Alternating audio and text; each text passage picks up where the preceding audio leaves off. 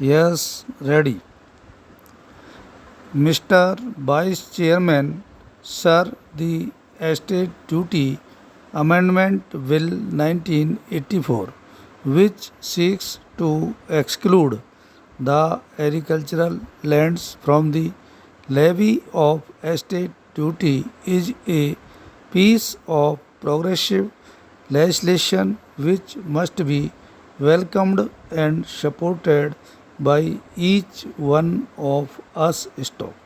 India is primarily an agricultural country, and for the advancement of our economy, it is imperative that we provide the maximum facilities and incentives at our disposal to the farmers, to the sons of soil who, in the face of the natural calamities that the country has to face from time to time, strive to produce food for the country. Stop. Para.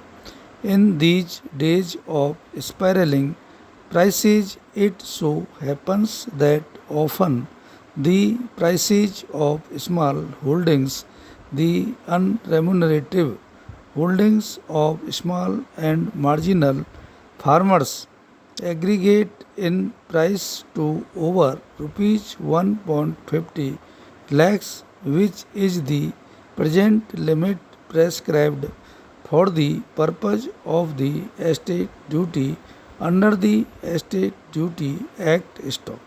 Sir, very often the death of the last holder works as a double tragedy for the legal heirs of the deceased, because in addition to the death of a very close relative, it so happens that the inheritors of the property which is fragmented by inheritance, they are unable to pay the estate duty. Stop. You will agree with me that to pay the estate duty, they cannot sell the meager holdings which they have, because it is only here that they work day and night for their livelihood and to produce food for the country. Stop. Their agonies are further aggravated by the fact that they have to deal with bureaucrats and avaricious officials for settlement of their estate duty cases, which consumes lot of their time. Stop. Unfortunately, the unhelpful attitude of the lawyers in at least some cases further makes the things miserable for them. Stop. So, in view of these circumstances, the government has rightly done its duty in coming forward with this piece of legislation to exclude agricultural lands from the purview of the estate duty. Stop. Para. The state of Punjab, as we all know, is presently under the President's rule.